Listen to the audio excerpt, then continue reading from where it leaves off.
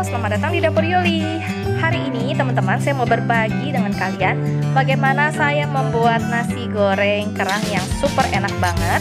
Kalian harus coba di rumah karena ini adalah nasi goreng kesukaan suami saya. Nah, kerang yang kemarinnya belum habis saya pakai untuk bikin nasi goreng. Yuk, langsung kita masak ya.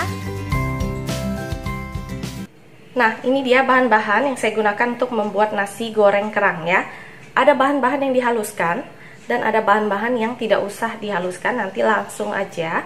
Nah, yang ini untuk bahan-bahan yang dihaluskan, di sini ada sekitar 4 sampai 5 siung bawang merah, 2 buah kemiri, ya. Ini karena kecil-kecil, jadi saya pakainya agak banyak begini.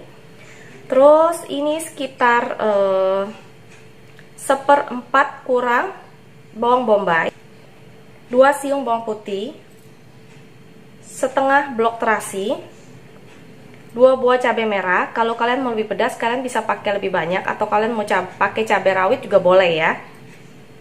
Tapi saya nggak mau terlalu pedas, jadi saya kasih 2 aja. Nanti kalau suami saya mau lebih pedas, dia bisa kasih sambal yang tambahan dari luar ya. Nah, di sini nasinya dulu ya. Di sini ada 2 porsi nasi, karena saya makan dengan suami saya. Jadi 2 porsi nasi aja. Di sini ada 2 buah daun bawang yang saya potong-potong. Di sini tentu saja ada kerang ya. Nah, kerang darah yang saya pakai. Ini sesuai dengan selera kalian mau berapa banyak ya. Nah, saya pakainya seperti ini aja, nggak mau terlalu banyak juga. Nah,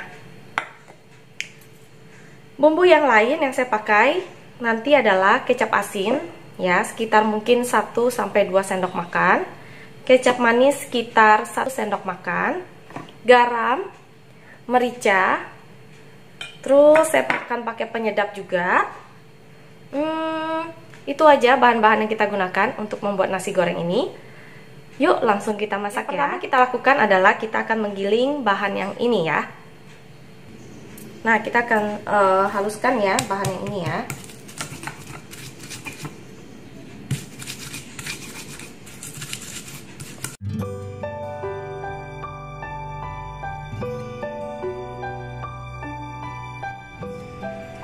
Nah, bumbunya udah siap, langsung kita goreng nasinya ya. Naikkan wajan atau teflon kita, nyalakan apinya. Nah, saya akan menggoreng nasi goreng kerang ini dengan mentega ya, sekitar 1 sendok makan mentega. Nah, biar lebih gurih ya, jadi saya nggak pakai minyak, saya pakai mentega.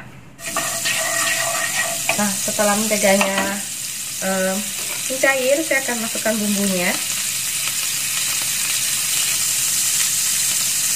Nah,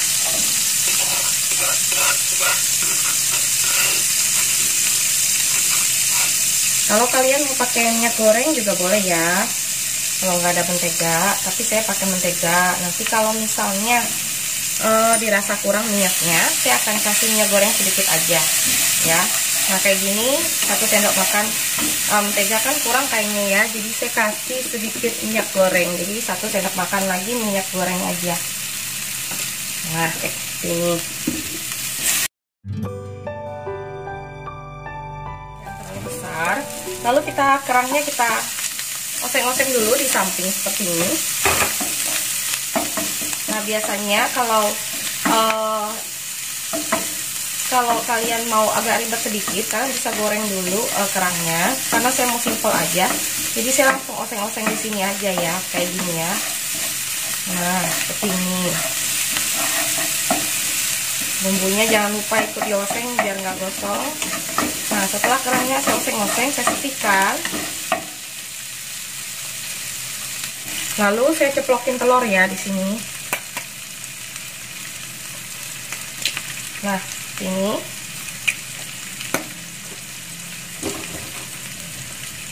saya orak-arik sedikit telurnya.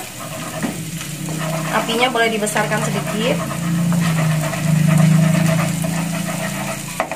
Saya orak-arik sedikit seperti ini sampai dia matang. Nah, setelah setengah matang kita akan masukkan nasinya ya. Ini kan udah setengah matang, kita masukkan nasinya. Nah, Setelah nasinya masuk, kita aduk lagi bersamaan dengan telur dan kerang juga bumbu-bumbunya ya. Nah, seperti ini. Jadi telurnya enggak terlalu hancur. Jadi telurnya itu kelihatan ya nanti pas dimakan itu. Ya. Nah,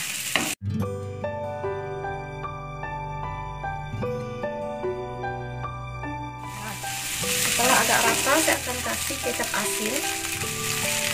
Nah, kita 1 sendok makan aja. Lalu saya kasih sedikit kecap manis, sekitar 1 sendok makan juga.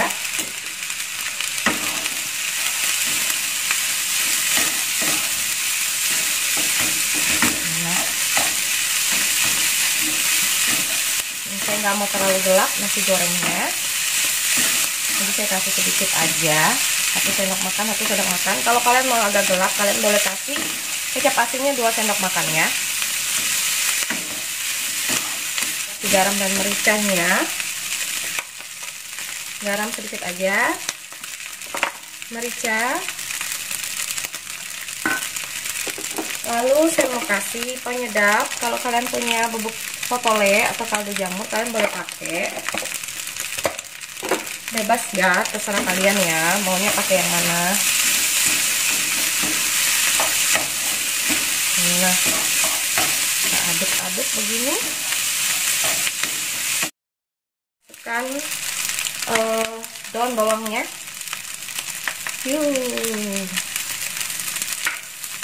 Saya aduk-aduk lagi karena daun bawang itu harus matang supaya enggak cepat basi nasinya. Atau kalau kalian nggak mau pakai daun bawang juga boleh ya, boleh banget.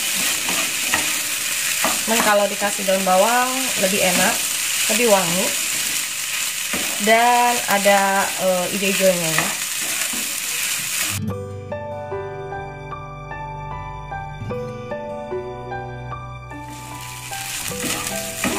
Jadi deh, nasi goreng kerang ala dapur Yuli. Kita sajikan. Nah, kita sajikan ya.